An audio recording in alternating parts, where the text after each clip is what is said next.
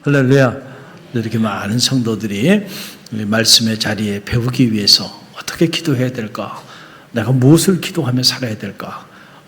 주님께서 가르쳐 주신 이 기도의 가르침에 우리의 삶의 한 자락이라도 살아내기 위해서 몸부림치는 여러분 모두를 주님의 이름으로 축복하고 환영합니다. 기도하되 주님 가르쳐 주신 대로 기도하는 것이 너무 중요한 거예요. 우리가 기도 생활 하고 있지만은 그러나 정말 주님이 기뻐하는 기도를 우리가 올려드릴 때 여러분 하늘의 문이 열리는 겁니다. 모든 건 그래요. 원리가 있어요. 이 영적인 원리를 따라 여러분들이 신앙생활을 하게 되면 신앙생활이 기뻐요. 그리고 날마다 간증이 터져나오게 돼 있습니다. 틀림이 없어요. 그런데 우리가 원리를 놓치면 이게 어려워요. 어려워. 뭔가 역사도 나타나지 않고 어려움이 있어요. 왜 그럴까? 우리가 뭔가 잘못 기도하고 있는 것은 아닐까? 우리 자신을 점검해 봐야죠. 오늘 주기도문 묵상 9번째 시간 사제의 은총에 관한 그런 부분인데, 자, 저를 한번 봐보세요. 제가 지금까지 요약을 해드리겠습니다. 너희는 이렇게 기도하라 주님 말씀하셨고 기도에 대한 놀라운 가르침을 주셨는데 그 가르침은 이중적 구조를 가지고 있다 그랬죠. 하나는 바로 뭐예요?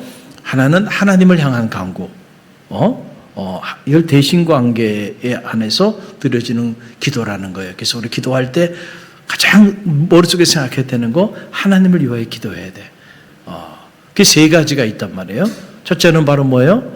그분의 이름이 영광을 받기 위해 기도하라. 둘째가 하나님의 나라가 이루어지기를 위해 기도하라. 셋째가 하나님의 뜻이 이루어지기를 위하여 기도하라.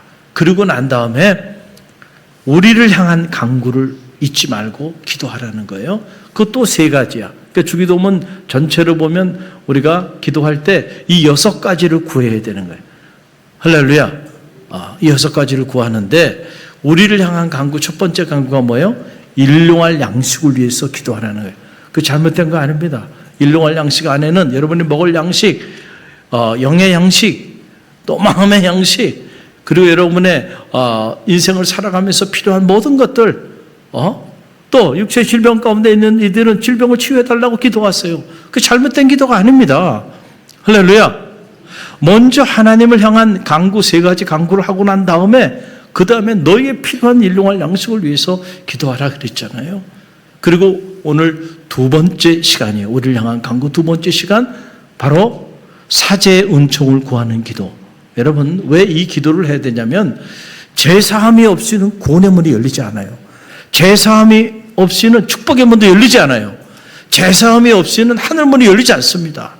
그래서 존 웨슬리 같은 위대한 복음 설교가요, 전도자요, 신학자인 웨슬리는 죄사함의 은혜, 즉 리펜턴스라고 하는 이 참회를 통하여 죄사함의 은혜를 받는 그것을 기독교 신앙의 출발점으로 본 거예요. 그러니까 우리가 신앙생활 하지만 실제적으로 내 죄 문제를 사함받지 못하고 신앙생활하고 있으면 죄송하지만 아직 그리스도인의 진정한 의미의 삶이 시작되지 않은 거라는 거예요. 그러니까 이 제사함의 은혜가 중요하다니까요. 죄를 다 끌어안고 축복의 문이 열리지 않아요. 구원의 문도 열리지 않아요. 거짓 복음을 섞지 말라는 거예요. 여러분, 교회 멤버십을 가지고 교회 무슨 직분자로 교회 여러분들 신앙의 연조가 여러분의 구원을 보장하지 않습니다. 성경 어디에도 그런 것이 여러분의 구원을 보장한다고 하는 기록이 없어요. 주여 주여 하는 자마다 다 하늘나라에 들어갈 것이 아니라 아버지의 뜻대로 행하는 자야 들어가리라 그랬잖아요. 내 이름으로 내가 복음을 전하고 내 이름으로 3,000명 4,000명 되는 사람들을 주님께로 인도했다 할지라도 이 악을 행하는 자야 내가 누군지 도무지 알지 못한다. 내 곁에서 떠나라 그랬잖아요. 여러분, 중요한 거는요, 우리가 제사함을 받아야 돼요. 할렐루야. 그 제사함의 은혜를 받기 위해서는 기도해야 되는데 제사함의 은혜를 받는 비밀이 이 짧은 주기도문 안에 기록되어 있어요. 어떻게 이렇게 짧은 이 주기도문 안에 이렇게 놀라운 기도의 비밀이 다 담겨 있는지 놀랍기만 합니다. 오늘 그 비밀, 어떻게 우리가 주님 앞에 우리 죄를 용서하여 달라고 그렇게 기도할 수 있을까? 자, 그 비밀이 나오고 있는데, 자, 여러분 베드로가 이런 질문을 해. 주여, 형제가 우리에게 잘못을 자꾸 범하는데 이걸 좀 어떻게 해야 됩니까? 화가 난 거예요, 베드로가. 그래서 주님께 이 문제를 가지고 나왔어요. 그때 주님께서 베드로에게 하신 말씀이 뭐라고 얘기했냐면은, 뭐라고 얘기했어요? 7번까지 70번이라도 어떻게 하라고요? 용서하라. 아마 베드로가 화가 났을 거예요. 더 화가 났을 거예요. 아니, 형제가 계속 똑같은 죄를 범하는데 너무너무 내가 참다가 도저히 못 참겠어. 그래서 주님께 가져 나와서, 주님, 도대체 이런 형제들을 어떻게 해야 됩니까? 라고 베드로가 물어본 거예요. 그 물어본 본심은 어디 있어요? 제발 좀 내 마음을 좀 알아주고 내 편을 좀 들어줘서 저 형제 좀 대신 야단 좀 쳐주세요. 뭐 그런 마음 아닐까요? 여러분도 그런 마음 가지고 저한테도 올 때 있잖아요. 그런데 목사님 그 마음 몰라주고 오히려 용서해 그러면은 상처받고 시험받고, 목사님은 내 마음도 모르시고. 갈릴리교는 그런 분들이 없어요? 요즘은 없어요. 옛날엔 있었어요. 요즘은 없어, 진짜. 근데 옛날엔 있었어요. 제가 권면하면 상처받으시고, 제가 너무 안타까웠어요. 사랑으로 권면했는데 제 본심을 못 알아주더라. 안타까워요. 예수님이, 야, 너한테 대체 몇 번 잘못했는데? 3번? 7번씩 70번이라도 용서해. 그러면 여러분 같으면 화가 확 치밀어 올랐어요. 아니, 주님 내 마음도 몰라주시고 어떻게 이렇게 매정하게 내 편도 안 들어주시고 오히려 그 사람 편 들어주냐고. 아마 그러지 않았겠어요. 성경에 자세히 나와 있지 않지만은. 여러분, 바로 이런 얘기예요. 그러면서 주님이 그 베드로의 마음을 알았어. 그래서 그 마음을 위로해 주기 위해서 예화를 들어서 베드로에게 설명을 하는 거예요. 야, 한번 생각해 봐라, 이런 얘기예요. 한 사람이 있는데 한 사람이 1만 달란트를 빚졌다. 우리로 말하면 지금 돈으로 2조 4천억 원이요. 2조 4천억 원. 여러분, 조 단위의 돈이 얼마나 큰지 아세요? 연세대학이 1년 예산이 1조입니다. 1조. 제가 있을 때 그랬어요. 어마어마한 돈입니다. 그 돈이. 여러분. 근데 2조 4천억 원을 어떤 사람이 빚을 줬어. 그런데 이제 빚을 갚으라 그러니까 내가 돈이 없다고 한번 용서해 달라고.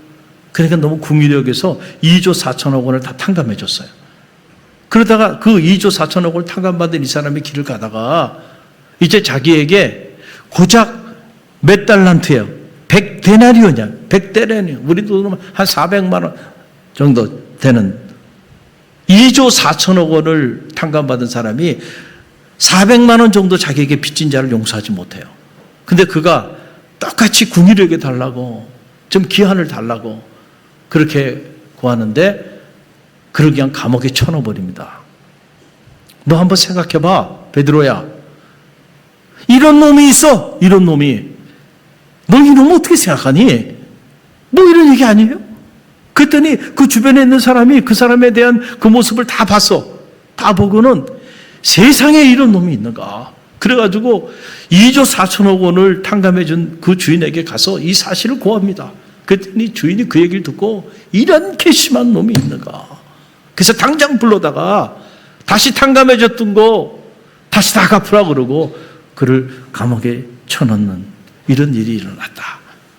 이런 얘기를 베드로에게 이야기를 하면서 7번씩 70번이라도 너 형제 용서해. 자, 이 말이 무슨 말이에요? 베드로야, 나는 너를 2조 4천억 원이나 용서해 줬잖아. 탕감해 줬잖아. 근데 너는 너한테 고작 400만 원 빚진 자 때문에 부들부들 떨고 있어. 도저히 이놈은 용서하지 못한다 그러고 있어. 지금 누구 얘기하고 있는 거예요? 베드로 얘기를 하고 있는 거예요, 지금. 베드로가 이 사실을 몰랐기 때문에 부들부들 떨고, 자신은 주님께로부터 얼마나 엄청난 사죄의 은총을 받았는지 다 잊어버리고 자기에게 잘못한, 그 조금 잘못한 사람 때문에 부들부들 떨고 있는 그 베드로에게 주님이 하신 말씀이에요. 그러면서 마태복음 18장 35절 여러분 유인물에 나오죠. 함께 읽어봅니다. 너희가 각각 마음으로부터 형제를 용서하지 아니하면 나의 하늘 아버지께서 너희에게 이같이 하시리라. 아멘. 저는 여러분 모두가 죄사함의 은혜를 받게 되기를 간절히 바랍니다. 여러분이 죄사함을 받기 위해서는 죄사함을 받기 위하여 기도해야 되는데 그 어떻게 기도해야 되느냐 그거를 우리 주기도문이 가르쳐 주는 거예요. 이렇게 기도하라는 거예요. 우리가 우리에게 죄 지은 자를 사하여 준 것처럼 우리 죄를 사하여 주옵소서. 여러분 이 기도는 평범한 기도가 아니에요. 또 아무나 할 수 있는 기도도 아니에요. 실제로 우리에게 죄를 지은 자를 우리가 용서한 사람만이 우리의 죄를 용서해 달라고 기도할 수 있는 거예요. 남에 대해서는 내가 용서하지 않고 남에 대해서는 내가 불편한 마음을 그대로 다 품고 살아가면서 내 죄만 용서해 달라고 아무리 기도해 봐야 그 기도에는 사죄의 은총이 임하지 않는다는 거예요. 이게 주님이 가르쳐 주신 기도의 영적인 원리입니다. 할렐루야. 그러니까 우리가 그동안에 얼마나 허망한 기도들을 하며 살았는지 우리가 이 말씀을 들여다보면 알게 돼요.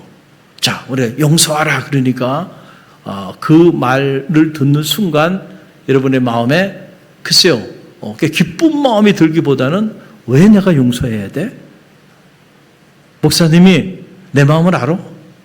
내가 지금 얼마나 힘든데 그 사람 때문에 내가 얼마나 손해를 보고 얼마나 내 마음이 무너지는데 왜 내가 용서해야 돼? 여러분 이런 마음이 우리 안에 드는 게 사실이에요. 그러나 여러분 사실은 용서가 특권입니다. 용서가 뭐라고요? 특권. 자, 용서가 특권이다. 이게 왜 그러냐면은 잘 보세요. 용서는 아무나 하는 게 아니에요. 용서는 죄가 없는 사람이 죄인을 용서하는 겁니다. 죄인이 죄인을 용서해요? 여러분 이건 말이 되지 않는 거예요. 그러니까 주님이 우리의 죄를 용서할 수 있는 것은 주님은 무음한 존재이기 때문에 주님은 죄가 없으신 분이니까 죄 없으신 그분이 우리의 죄를 용서할 수 있는 거예요. 그러니까 베드로로 하여금 그 형제들의 죄를 용서할 7번씩 70번을 용서하라는 얘기는 너는 죄인이었지만 이미 사함받은 의인이 되었으니까 네 형제도 용서할 자격이 너에게 있으니까 용서하라는 거예요. 그러니까 사실은 누군가의 죄를 용서할 수 있는 위치에 있다는 것 자체가 특권인 줄 믿으시기를 간절히 바랍니다. 우리가 그 사실을 알아야 돼. 그런데 우리는 자꾸 이 사실을 모르기 때문에 남을 용서하는 이 일에 대해서 인색하고 그리고 내가 왜 용서해야 돼? 이런 생각을 품게 돼야 돼. 또 하나 용서는 바로 뭐냐면 따라 용서는 축복입니다. 용서는 축복이라는 거예요. 여러분 이걸 알아야 돼요. 용서를 많이 하면 많이 할수록 여러분의 인생의 축복의 문이 열립니다. 우리가 축복을 받기를 원해요. 복을 많이 받기를 원하는데 삶은 아주 인색할 정도로 남을 용서하지 않고 살아가. 여러분 그 사람에게 하늘의 문이 열리겠냔 말이에요. 열리지 않는다니까. 여러분이 축복한 만큼 여러분의 인생에도 하늘의 문이 열리게 될 줄로 믿습니다. 그래서 빅터 트윈홀이라고 하는 사람이 이런 말을 했어요. 용서는 스스로의 지옥 같은 감옥으로부터 해방되는 길이다. 여러분 아무도 미워하지 맙시다라는 글에 이런 글이 있어요. 여러분 나눠드린 유인물을 참고해 보세요. 함께 읽어봅니다. 누구를 미워하는 동안은 그의 노예로 사는 것이고 그를 용서하고 사랑하면 그의 지배자로 사는 것입니다.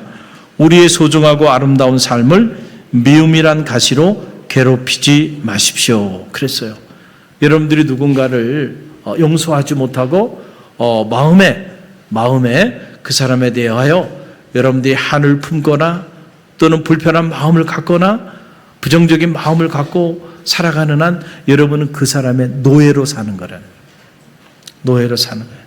그래서 내가 누군가를 향해서 여러분들이 다 삿대질을 하고 그 사람을 비방하고 그 사람의 부정적인 생각을 가지고 있으면 그 사람에 대해서는 여러분의 손가락 하나는 그 사람을 향하지만 이 엄지손가락은 누굴 향하고 있어요? 하늘을 향하고 있고, 그리고 이 세 손가락은 누굴 향하고 있어요? 나를 향하고 있는 거예요. 그러니까 사실은 그 사람에게는 손가락 하나만 가. 하나님에게도 삿대질하고 있는 거고, 그리고 나에게도 뭐래요? 이 세 손가락으로 여러분 나를 쳐 죽이고 있는 행위야. 절대로 믿음의 길을 걸어가면서 때때로 우리가 마음에 불편한 마음을 품을 수는 있어요. 그러나 그 마음을 오래 품지 않게 되기를 간절히 바랍니다. 그 누가 됐든, 아내가 됐든, 남편이 됐든, 자녀가 됐든, 형제가 됐든, 뭐 성도가 됐든, 직장 동료가 됐든, 누가 됐든 간에 말이죠. 그 사람을 용서하지 못하고 부들부들 떨고 있으면요, 생각하면 생각할수록요, 여러분의 마음에 칼을 품고 사는 거예요. 그 칼이 먼저 누구를 찔러요? 나를 찌르는 거예요. 나를. 내가 살기 위해서도 뭐 해야 돼? 용서해야 돼. 그 용서하지 않고 살면 말이죠, 내가 먼저 만신창이가 되는 거예요. 내 영혼이, 내 마음이, 내 존재가 엉망진창이 되어 있는 줄 모르고요, 양복 입고 멋있는 모습을 가지고 자리하고 있으면 멋있는 것 같지만은 그 속은요, 엉망진창이 되어 있는 거예요. 누군가에 대해 끊임없이 미워하고 용서하지 못하고 시기하고 질투하며 살아가면 그런 끔찍한 인생을 살게 되는 거예요. 그러나 누군가를 용서하고 사랑하게 되면 그 사람의 노예가 아니라 그 사람의 지배자로 살게 된다는 사실. 할렐루야. 여러분, 이 사실을 꼭 기억하세요. 저는 어린 시절에 무술 영화를 좋아했습니다. 여러분들이 보면 지금 제가 무술 영화 안 좋아할 것처럼 보이지만 저 이소룡이 저의 롤 모델이었습니다. 그리고 실제로 20대에 제가 53kg였고 저 이소룡과 흡사한 몸매를 가지고 있었어요. 지금 여러분은 믿지 않을 거예요. 그러나 실제로 저런 몸을 제가 꿈꿨고, 그래서 신학대학을 다니면서도 우리 그 감독의 신학대학에 대학원 지하에 보면 헬스장이 있었는데 매일같이 우리 정병진 전도사처럼 매일같이 운동을 했어요. 그래가지고 53kg에 온몸이 근육질로, 그래가지고 제가 손가락이 닿는 곳이면 어디든 올라가고 넘어가고 할 정도로 몸이 그렇게 가벼웠어요.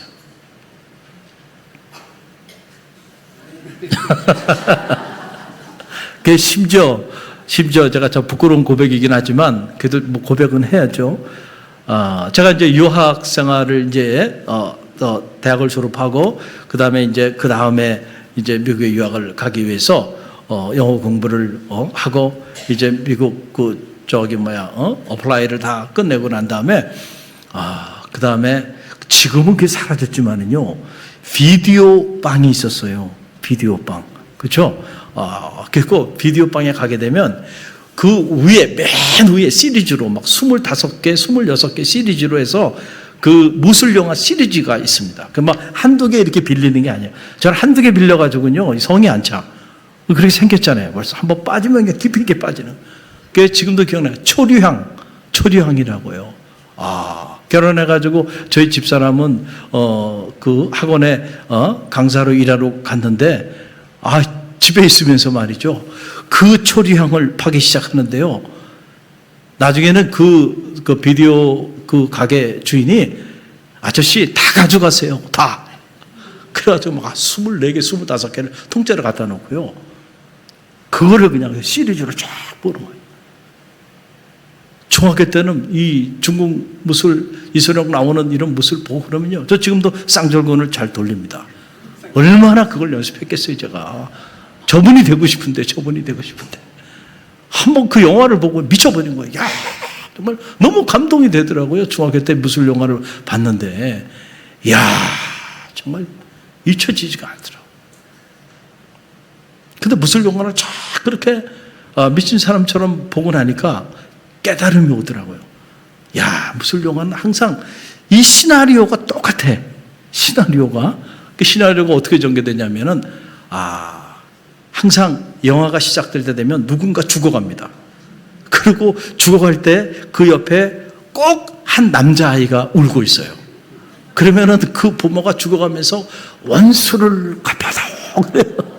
꼭 그럽니다. 그러면 이 어린아이가 부모의 원수를 갚기 위해서, 그렇죠? 가슴에 한을 품고 부모의 유지를 받드는 거, 이거 효라고 생각하는 게 동양에서는. 그래가지고 틀림없이 입산수도합니다. 그러면 입산수도하면 거기에 또 수염이 하얀 도사가 나타나요. 그분이 스승님이야. 거기서 또 그냥 무술을 막 연방합니다. 하다 보면 어느 날 그 스승이 불러요. 그리고 스승과 1대1을 결투를 하는데 거의 스승을 능가하는 그런 실력을 보입니다. 그러면 그때 스승이 틀림없이 말합니다. 하산하라. 하산할 때가 된 거예요. 그러면 하산해서 뭐 하냐? 한 사람 찾아갑니다. 그렇죠? 아버지의 원수.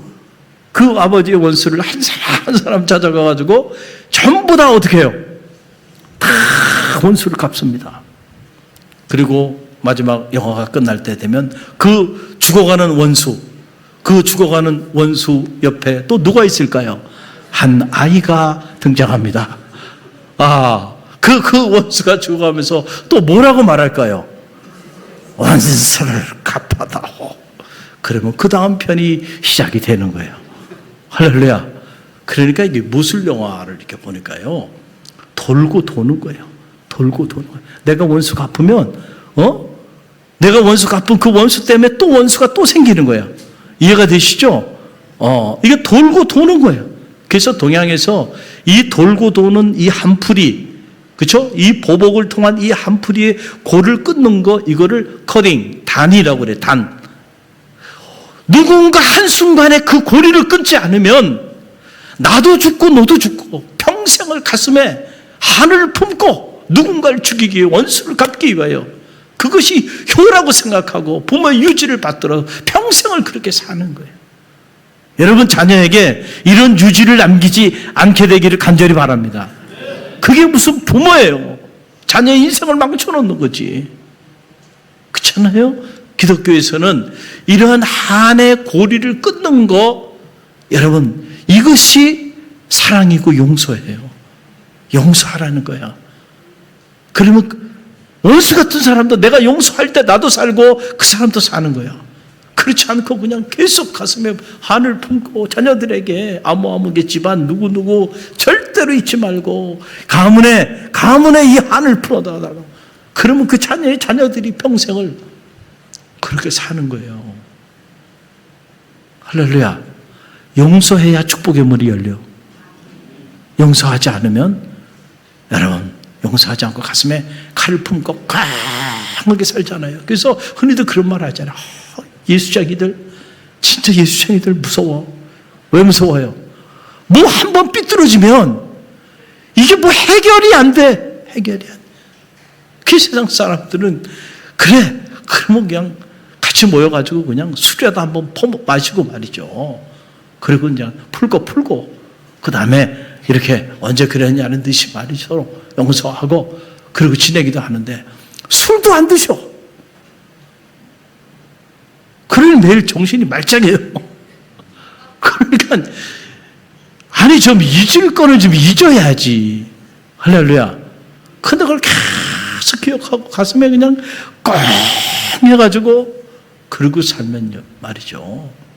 축복의 문이, 그것 때문에 축복의 문이 열릴 축복의 문도 열리지 않는다니까요. 할렐루야. 성령의 술을 좀 마시기 바랍니다. 할렐루야. 그 용서하라는 거예요. 그럴 때 축복의 문이 열리는 거예요. 또 하나 여러분 알아야 돼요. 용서는 뭐라고요? 용서는 능력입니다. 용서는 능력이에요. 왜냐하면 용서하는 사람에게는 사탄이 역사할 수가 없어요. 왜냐하면 여러분 사탄은 끊임없이 작은 틈만 있으면 그 틈을 비집고 들어와서 우리의 삶을 무너뜨리고 성도와 성도의 관계, 죄종과 성도 사이의 관계, 주님과 우리 사이의 관계를 파괴하고 부부간의 관계를 파괴하고 부모와 자식 간의 관계 파괴하고 직장 동료와 친구들의 관계를 파괴해요. 그래서 사탄의 영은 여러분 분열의 영이야. 사탄의 영이 임하면 분열의 역사가 나타나는. 그래서 분열의 영이 나타나면 가정도 다 무너지는 거예요. 교우 간의 친구 간의 관계 다 무너지는 거예요. 그러나 성령은 하나 되게 하는 영입니다. 왜냐하면 성령은 사랑의 영이야. 믿습니까? 그래서 여러분이 성령 충만하면요, 갈라졌던 관계도 회복됩니다. 그리고 그 사람이 불쌍히 여겨 보여, 긍휼히 여겨져요. 그래서 그 영혼을 위하여 기도하게까지 해요. 우리 힘으로는 안 돼. 성령이 내 안에 내주하면 그 영의 이끌림을 받아서 도저히 용서할 수 없는 사람도 용서하게 되고요. 그럴 때 사탄이 우리에게 주는 감정은 어떤 감정이냐면 미워하는 감정, 시기하는 감정, 분내는 감정, 온갖 우리의 관계를 파괴하는 이런 못된 감정을 누가 줘요? 사탄이 주는 감정들이야. 여러분이 이런 감정을 오래 품고 살면 사탄의 노예로 사는 거예요. 그래서 이 루터라고 하는 종교개혁자는, 자, 새가 내 머리 위를 지나면서 잠시 좀 신뢰를 할 수는 있다는 거예요. 새가 이렇게 날아가다 신뢰해가지고 머리에 새에 좀 지저분한 게 떨어질 수는 있어. 그런데 새가 내 머리에 앉아가지고 거기에 완전히 또아리를 틀고 살게 하지는 말라는 거예요. 이게 무슨 말이에요? 여러분, 우리가 살면서 사탄이 주는 이런 부정적인 감정을 잠깐 순간순간 우리가 가질 수는 있어. 그런데 그걸 붙잡고 계속 살다 보면 그것이 또아리를 들기 시작해가지고요, 사탄이 여러분의 인생에 집을 짓게 만들지 말라는 거예요. 할렐루야. 그러면 여러분의 인생은 무너진다니까. 그래서 여러분들이 용서할 때에 누군가에 대해서 여러분이 용서의 기도를 올려드릴 수 있다고 한다면 사탄이 정말 한 길로 왔다가 10길로 도망가게 되는 역사가 나타나게 될 줄로 믿습니다. 이방인의 기도와 그리스도인의 기도의 차이는 여기 있어요. 이방인의 기도는 끊임없이 달라는 기도죠.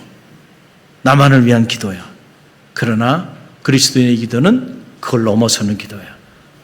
도저히 용서할 수 없는 그 사람을 위해서도 중보하며 기도하는 거예요. 스데반이 돌에 맞아 죽어가면서 지금 저들이 하는 저 죄를 저들에게 돌리지 마옵소서. 이 기도는 바로 무슨 기도예요? 이 기도가 무슨 기도야? 그리스도인의 기도야. 사죄의 은총을 구하는 놀라운 기도예요. 주님이 친히 본을 보여주신 거예요. 그래서 우리가 이런 기도를 주님께 올려드린다는 거 결코 쉬운 일이 아니에요. 넬슨 만델라 대통령은 우리는 잘 알고 있어요. 남아공 옛 백인 정권의 악명 높은 인종차별 정책인 이 아파트 헤이트에 맞서서 투쟁하다가 종신형을 선고받고 무려 27년 동안 투옥돼서 끔찍한 삶을 살았습니다. 27년입니다. 27개월도 아니고. 한번 상상을 한번 해보세요. 그러나 그가 석방 후에 이 만달라가 남아공 최초의 흑인 대통령으로 선출됐고 우리가 아는 것처럼 노벨 평화상을 받게 됩니다. 세계 인권운동의 상징적인 존재가 되게 되는데 그가 이제 취임식을 하게 될 때에 그때 그 자리에 당시 대통령이었던 미국의 클린턴 대통령이 함께 자리에 참여했는데 클린턴이 만달라에게 이렇게 물었어요. 그들이 믿지 않습니까? 라고 물었을 때 만델라 대통령이 한 말이에요. 미워했지요. 그런데 복역하는 동안 채석장에서 바위를 깨다가 문득 그들이 나의 정신과 마음을 빼고는 모든 것을 가져갔다는 사실을 알았습니다. 그때 정신과 마음만은 절대로 빼앗기지 말자고 결심했습니다. 27년 동안 인종차별 정책으로 인해서 그를 완전히 짐승 취급을 하면서 그의 인생을 다 빼앗아 버린 거예요. 그러나 자기가 채석장에서 돌을 깨면서 생각했대. 그러나 그럼에도 불구하고 저들이 내 마음과 내 정신만큼은 빼앗지 않았는데 이것만큼은 내가 빼앗기지 않겠단 말이죠. 몸은 노예로 그들에게 다 빼앗겼지만은 내 마음과 정신은 빼앗기지 않겠다. 그렇게 결심했대요. 그랬더니 클린턴이 또 물어봐요. 그래, 그때는 복역 중에 있으니까 그렇게 생각할 수 있다고 생각하는데 지금은 자유인이 됐고 이런 위치에 있게 되었는데 어떻게 지금도 저들에 대한 미워하는 마음을 갖지 않을 수가 있겠는가? 그랬더니 그때 이 만델라가 한 말이 이런 말이에요. 예, 그렇지요. 하지만 다시 생각했습니다. 이들이 27년 동안 가두었는데 내가 그들을 증오하며 악을 행한다면 감옥에 갇혀 있는 것이나 다름이 없지 않은가. 나는 자유하고 싶었습니다. 그래서 마음과 미움과 증오를 떨쳐버리기로 했습니다. 그래서 자유하고 싶었습니다. 27년 동안 갇혀 있었던 세월도 끔찍한데 이제 해방됐는데 아직도 그들을 증오하고 미워한다면 내가 만든 스스로의 감옥에 내가 갇혀서 헤어나지 못할 때, 그러니까 내가 살고 싶어서 나 자유하고 싶었습니다. 그들에게. 그래서 그들을 용서하고 진실과 화해 위원회를 만들고 과거사 문제 때문에 누구 한 사람 보복하지 않고, 그리고 상처 주고 상처받았던 그 한의 고리를 만델라가 고리를 끊어버린 거예요. 할렐루야. 여러분, 이게 쉬워요? 쉽지 않죠. 우리가 어떤 기도를 하며 사는가가 우리의 삶을 결정합니다. 여러분이 실제로 누군가 여러분에게 힘들게 한 사람들, 그 사람들의 죄를 용서하는, 허물을 용서하는, 잘못을 용서하는 그런 기도를 주님께 올려드릴 수 있다고 한다면, 여러분이 그런 기도자로 자리할 수 있다고 한다면 여러분의 죄와 허물도 주님께로부터 사죄의 은혜를 경험하게 될 줄로 믿습니다. 이거는 세상 사람들은 알 수 없는 비밀이에요. 세상에도 수많은 사람들이 기도하며 살아가요. 그러나 그런 기도자들이 알 수 없는 비밀입니다. 얼마나 역설적인 진리입니까? 우리가 우리에게 죄 지은 자를 용서하여 준 것처럼 우리의 죄를 용서하여 주옵소서. 너희는 이렇게 기도하라는 거예요. 나에게 나의 죄와 허물을 사하여 달라고 기도할 때 이렇게 기도하라 라고 하는 그런 말씀이에요. 그래서 우리가 주기도문대로 기도하는 일, 주기도문대로 사는 일은 결코 쉽지 않고 어떻게 보면 평생의 과제일 겁니다. 그래서 기도 훈련이 필요한 거예요. 기도는 그냥 아무나 막 하는 게 아니에요. 무슨 화려한 미사여구를 가지고 기도한다고 기도 잘하는 게 아닙니다. 정말로 기도 잘하는 사람은 주님이 가르쳐주신 이 기도대로 사는 사람입니다. 할렐루야. 그 사람이 정말 기도 잘하는 사람이죠. 그런 기도 잘하고 싶어요. 그러나 절대로 쉽지 않아요. 훈련이 필요한 거예요. 계속해서 그런 기도자로 서기 위하여 노력하고 훈련하는 일이 필요해요. 마지막으로 여러분, 용서는 사랑입니다. 용서는 뭐라고요? 사랑이에요. 그래서 주님께서 새 계명을 주시면서 요한복음 13장 34절 35절에서 뭐라고 말씀을 함께 읽어봅니다. 새 계명을 너희에게 주노니 서로 사랑하라. 내가 너희를 사랑한 것 같이 너희도 서로 사랑하라. 너희가 서로 사랑하면 이로써 모든 사람이 너희가 내 제자인 줄 알리라. 아멘. 용서는 사랑의 다른 이름이에요. 서로 사랑하려는데 여러분, 이 말은 무슨 말이에요? 서로 용서하라는 얘기잖아요. 서로 사랑하라. 물론 여러분, 이 말에는 엄청난 말씀이 담겨요. 내가 너희를 사랑한 것처럼 너희도 서로 사랑하라는 얘기 아니에요. 가도스의 사랑인데 이게 무슨 말이에요? 주님이 우리를 사랑했다. 우리가 사랑받을 자격이 있어서 주님께로부터 사랑을 받은 건가요? 아니죠. 우리는 죄인이에요. 다 끔찍한 죄인들이에요. 끔찍한 피조물들이었어요. 그럼에도 불구하고 주님은 우리를 사랑하셨잖아요. 우리의 그 모든 허물을 당신이 짊어지시고 우리를 용서하여 주시기 위해 친히 십자가의 그 고난의 길을 가셨고 그 십자가상에서 그 모든 것을 다 내어 주셨잖아요. 우리의 죄를 용서하여 주시기 위하여. 그래서 십자가는 우리를 향한 사죄의 은총의 정점이고 우리를 향한 주님의 사랑의 가장 상징적인 징표이죠. 할렐루야. 내가 너희를 이렇게 사랑한 것처럼 너희도 서로 사랑하라. 여러분, 이게 쉬워요? 이게 쉽지 않단 말이에요. 서로 사랑하라 라고 하는 이 말, 우리가 믿음의 길을 걸어가면서 정말 기가 따가울 정도로 얼마나 많이 들은 말씀입니다. 그런 쉽지 않아요. 왜냐하면 우리 주변에 서로 사랑할 만한 give and take, 내가 주었으니까 받고 받았으니까 또 주고, 그런 서로 사랑하고 교제할 만한 그런 사람들에게 서로 사랑하라고 한 말이 아니란 말이에요. 그거는 믿지 않는 사람도 그런 사람들끼리는 끼리끼리 잘 지내요. 그러나 우리의 사랑은 그걸 넘어서야 되는 거예요. 원수 같은 사람도 있을 수 있다는 거예요. 도저히 용서할 수 없는 사람도 우리 주변에 있을 수 있다는 거예요. 그런 사람도 내가 너희를 대한 것처럼, 내가 너희를 품어준 것처럼, 내가 너희를 용서해주고 내가 너에게 2조 4천억이나 되는 것을 탕감해 준 것처럼 너희도 그렇게 허물을 용납하고 말이죠. 따라해보세요. 그럴 수도 있지. 그럴 수도 있지. 그럴 수도 있지. 여러분, 이 말을 자주 해야 돼. 어떻게 그럴 수가 있지? 이러면 곤란해진다니까. 야, 좀 어떻게 그 사람이 그럴 수가 있어? 이거 아니고, 그럴 수도 있지. 그럴 수도 있지. 할렐루야. 그렇잖아요? 그럴 수도 있지. 그러면은 어떻게 해요? 좀 넉넉해지고, 또, 그 사람을 이렇게 품어줄 수가 있잖아요. 할렐루야. 그래야지면 속이, 그야말로 무슨 뭐처럼 좁아가지고 말이에요. 그냥 너무 쉽게 삐지고, 그리고 한번 삐지면 이거 뭐 회복이 안 되고, 여러분, 그렇게 살면 열렸던 축복의 문도 닫힌다니까. 할렐루야. 그 사람이 통이 커야 된다는 건 다른 게 아니야. 밥그릇이 크란 얘기가 아니고요. 사람이 이렇게 그릇이 커야 돼. 사랑의 그릇이. 할렐루야. 그래야 그 사랑 안에 다 허물을 어떻게 해요? 다 품는 거야. 그게 여러분 때문에 사제의 은혜가 여러분에게도 임하고 여러분 주변에 있는 모든 이들에게도 놀랍게 임하게 되는 역사가 있게 되기를 주님의 이름으로 간절히 축원드립니다. 그래서 주님께서 우리에게 주신 말씀 보면 마태복음 5장 23절 24절 말씀 보세요. 마지막으로 이 말씀 함께 봅니다.